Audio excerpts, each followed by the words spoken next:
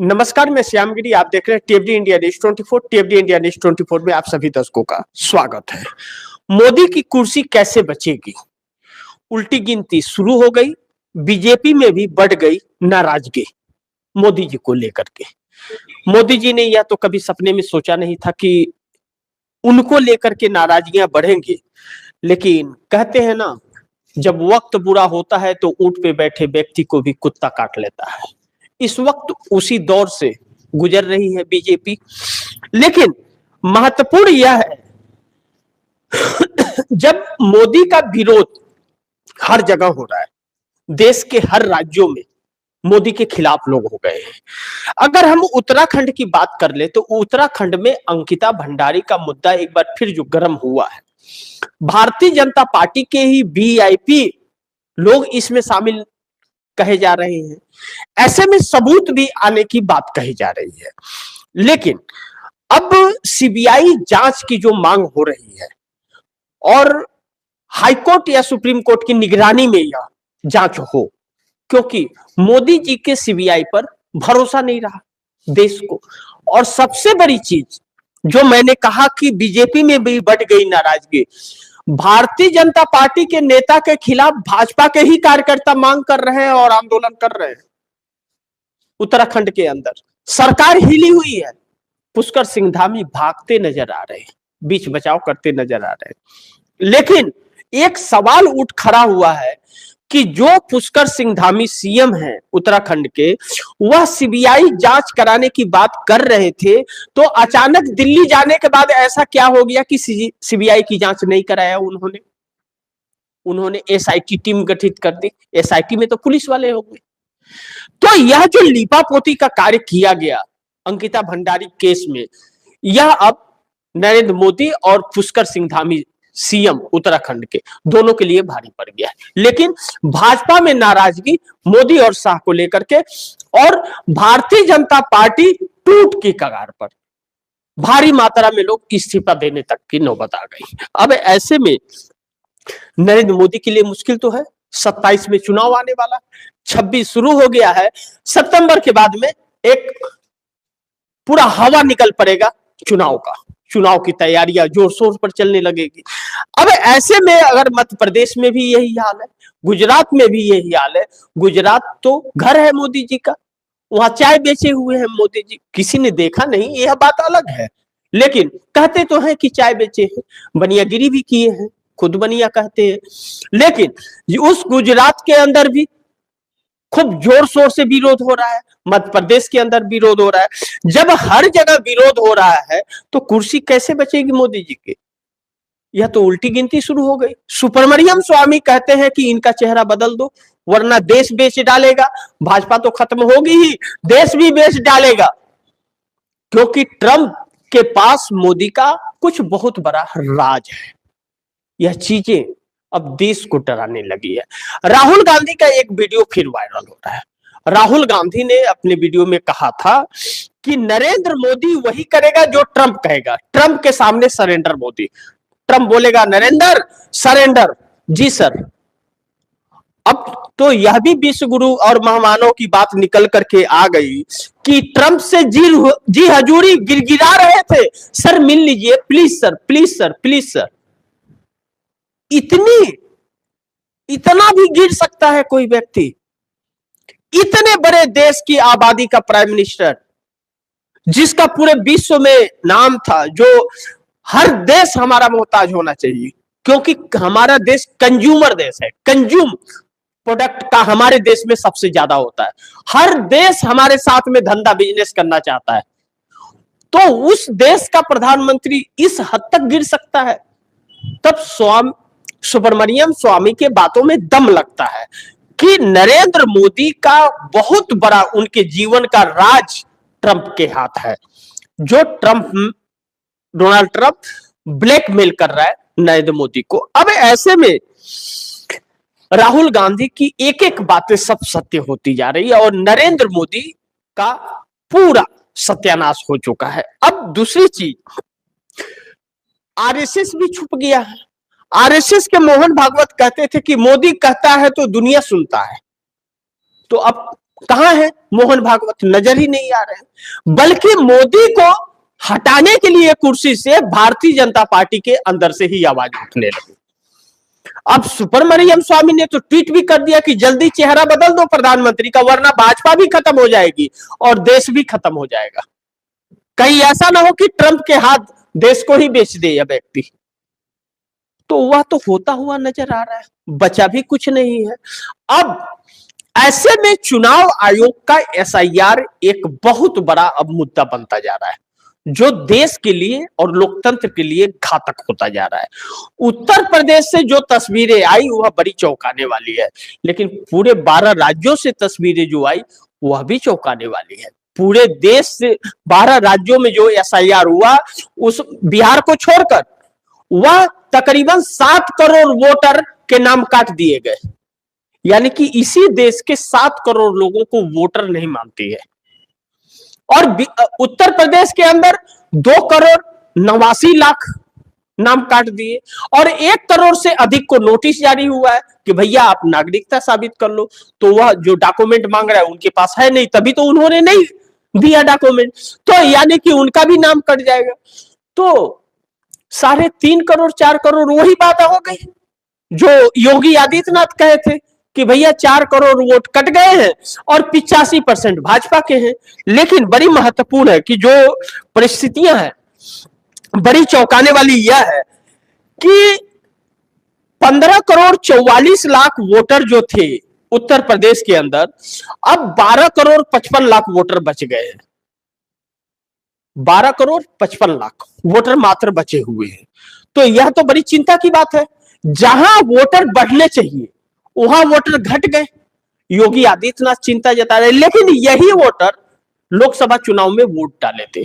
बाकी विस्तार से आप दर्शकों को मैं बताऊंगा। लेकिन चंद्रबाबू नायडू भी अब कमर कस रहे हैं, क्योंकि मोदी के लिए आने वाली मुश्किल है। अगर चंद्रबाबू नायडू ने कमर कस लिया है मोदी के खिलाफ, तो मोदी के लिए मुश्किलें पैदा होने वाली है आने वाले वक्त में। और आईपीएल में बांग्लादेश के खिलाड़ी रहने से जो विरोध हुआ है, बीसीसीआई ने ही परमिशन दिया, चुना बीसीसीआई ने, और शाहरुख खान ने अपनी टीम में ले लिया, तो फिर विरोध होने लगा। तो इसके खिलाफ नीतीश और चंद्रबाबू नायडू के सांसद भी खुल करके भाजपा के विरोध में खड़े हो गए कि यह क्या है। और उसके बाद में क्रिकेट मैच होना है तो बांग्लादेश ने भारत में आकर के खेलने के लिए मना कर दिया कि भैया दुबई में करा लो, हम भारत नहीं आएंगे। पड़ गए लेने के देने। अब जय शाह अमित शाह के बेटे अध्यक्ष हैं, जिनको बैट पकड़ना नहीं आता उनको अध्यक्ष बीसीसीआई का बना दिया गया। कितना महान क्रिकेट होगा वह तो दुनिया जानती है किस तरह से होगा। जीता हुआ बाजी, हार गया वर्ल्ड कप भारत। अब ऐसे में सुब्रमण्यम स्वामी ने मोदी को कटघरे में ला करके खड़ा कर दिया है और सुब्रमण्यम स्वामी की चर्चा अब होने लगी है, क्योंकि सुब्रमण्यम स्वामी की बातों में दम नजर आ रहा है। और वह दम है वाकई, क्योंकि नरेंद्र मोदी झुके हुए हैं ट्रंप के सामने। अब ऐसी हालात में नरेंद्र मोदी को लेकर के भारतीय जनता पार्टी के अंदर दरार पड़ रही है, एनडीए गठबंधन के अंदर भी दरार पड़ रही है और देश तो परेशान है, इस बात से इंकार नहीं कर सकते। ऐसे में 5 सवालों पर हम लोग बड़ी गहराई से चर्चा करेंगे इसमें कि पहला कि यूपी का हम लोग करना बहुत जरूरी है, क्योंकि आम नागरिकों के वोटों को अगर काटा जा रहा है तो यह बड़ी दुर्भाग्यपूर्ण है। बिहार में हुआ, बिहार में 65 लाख लोगों के नाम काट दिए तो 55 लाख डुप्लीकेट वोटर वहां पैदा कर दिए अपने पक्ष में। फिर चुनाव आयोग की निष्पक्षता पर बहुत सारे सवाल खड़े हो जाते हैं और चुनाव आयोग निष्पक्ष नहीं लग रहा है। जो चुनाव आयोग को संविधान और लोकतंत्र की रक्षा करनी चाहिए एक संवैधानिक पद पर, वह बिकाऊ माल हो गया, वह बिकाऊ हो गया, किसी एक व्यक्ति के लिए काम करने लगा। यही तो राहुल गांधी आरोप लगा रहे हैं बार बार। अब ऐसे में उत्तर प्रदेश के अंदर अगर 55 करोड़ 44 लाख मतदाता में से मात्र 12,55,000 मतदाता रह गए हैं, तो 2 करोड़ 89 लाख कहां चले गए? 2 करोड़ 89 लाख वोटर कहां चले गए? यह तो सिर्फ उत्तर प्रदेश का आंकड़ा है, बाकी राज्यों में भी है।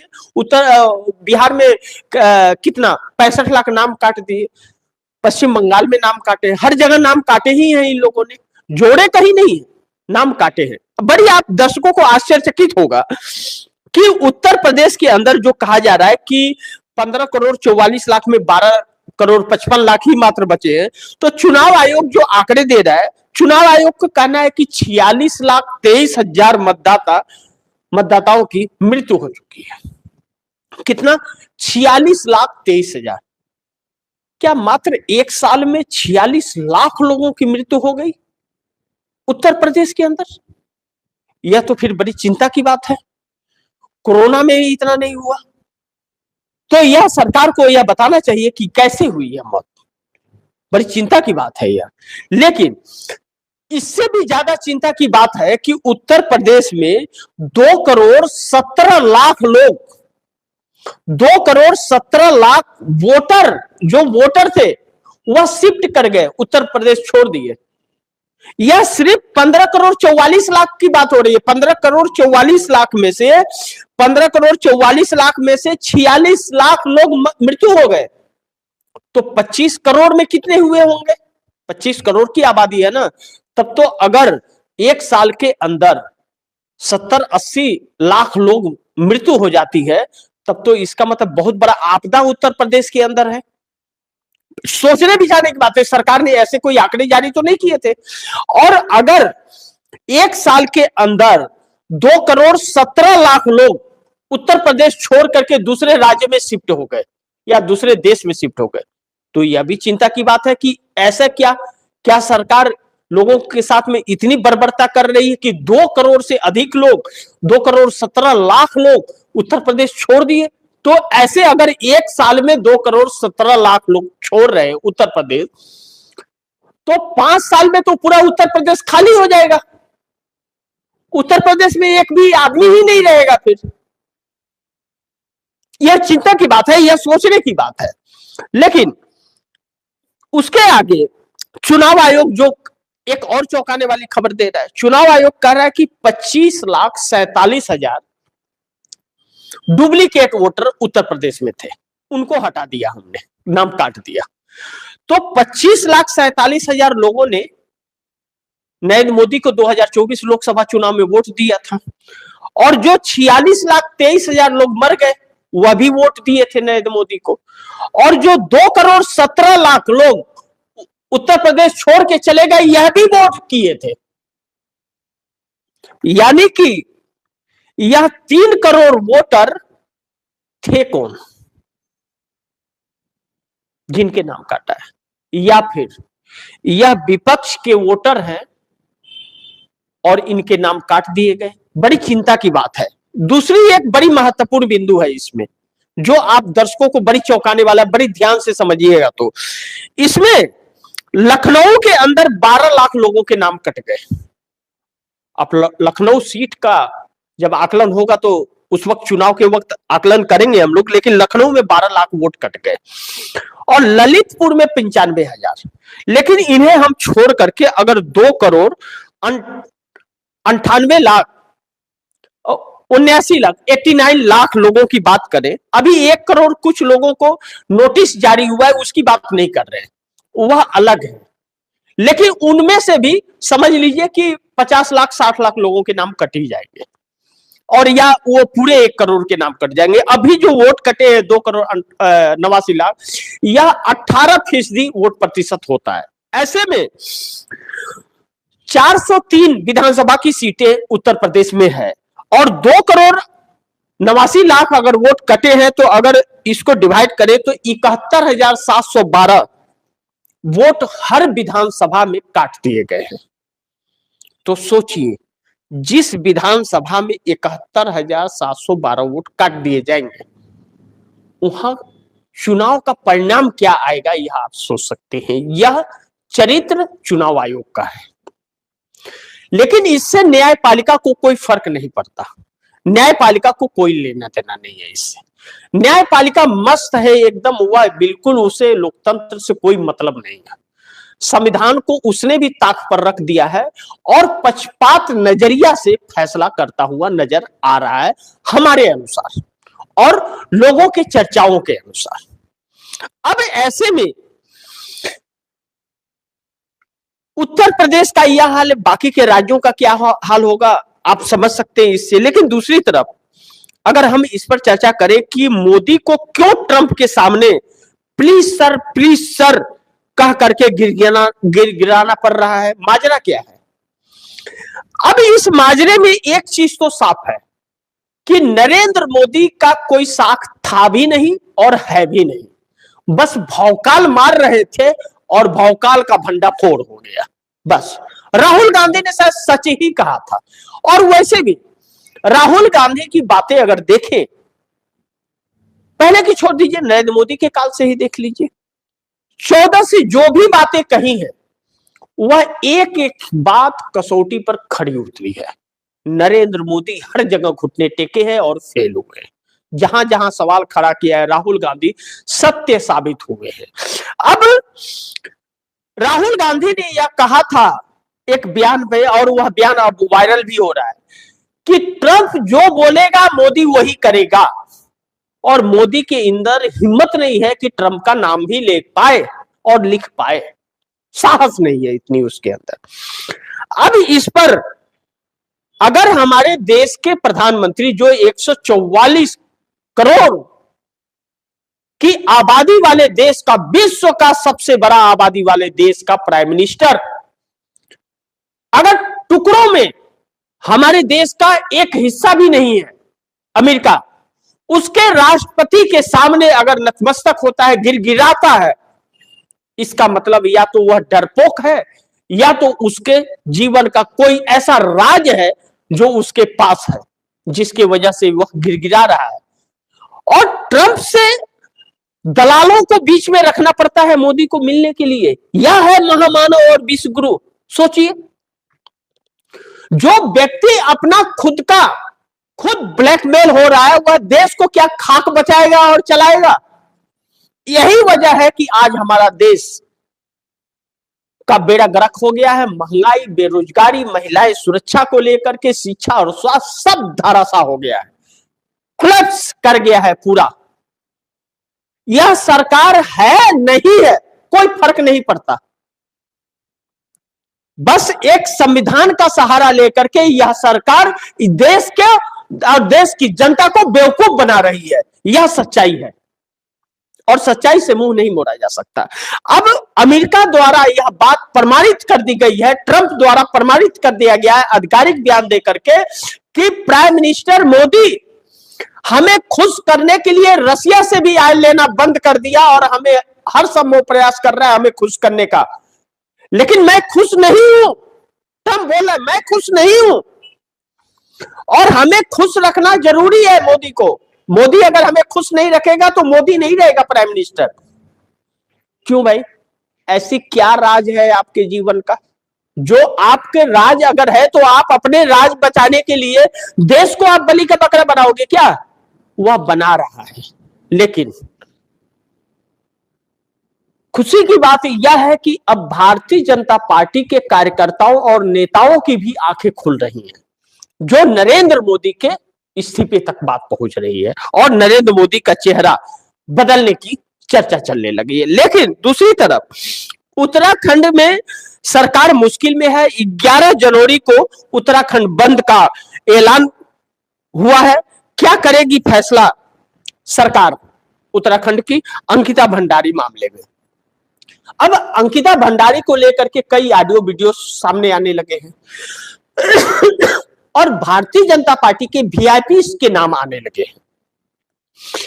अब पुष्कर सिंह धामी जो सीएम है उनके ऊपर आरोप लग रहा है और इस्तीफे की भी मांग हो रही है और पार्टी भी छोड़ रहे हैं कार्यकर्ता और नेता भाजपा को और थूक रहे हैं भाजपा के नाम पर, कह रहे हैं कि हमें बेवकूफ बना रहा है, हमारे बच्चियों को हवस का शिकार बना रहे हैं। यह लोग चरित्रहीन है, चरित्र ही नहीं है इन लोगों का, और ऐसा यह आरोप लगाया जा रहा है भारतीय जनता पार्टी पर। अब भारतीय जनता पार्टी के लोग भी सड़क पर हैं अपने ही सरकार के खिलाफ और जनता भी सड़क पर है। विपक्ष भी साथ है। अब ऐसे में 11 तारीख को अंकिता भंडारी को लेकर के मामले में सीबीआई जांच को शुरू की जाए, इसको लेकर के उत्तराखंड पूरा बंद है। अब उत्तराखंड बंद है तो सरकार हिली हुई है, लेकिन सीबीआई जांच हाईकोर्ट या सुप्रीम कोर्ट की निगरानी में हो, क्योंकि मोदी के ऊपर भरोसा नहीं है। अब यह बात निकल के आई है कि पुष्कर सिंह धामी तैयार था सीबीआई जांच कराने को, तो ऐसा क्या हुआ कि दिल्ली गए और दिल्ली से आए तो सीबीआई जांच से इनकार कर दिया, एसआईटी गठित कर दी, और एसआईटी तो पुलिस वाला है, वह तो सब लीपापोती कर दिया। तो किसे बचाने की कोशिश की जा रही है, यह बात कहा जा रहा है। और यह चीजें अगर हैं तो भारतीय जनता पार्टी के ही लोग जब कह रहे हैं कि यह चरित्रहीन लोग हैं, यह लोग बच्चियों को अपने हवस का शिकार बनाते हैं, आप दर्शक चौंक जाएंगे। अंकिता भंडारी की उम्र मात्र 19 साल थी और वह बच्ची अपने घर का रोजी रोटी चलाती थी, पालन पोषण करती थी, रिसेप्शनिस्ट थी, रिसेप्शन पर काम करती थी। सोचिए रिसेप्शन पर काम करने वाले को कितना मिलेगा, लेकिन उस पर गंदी नजर इन नेताओं की पड़ गई।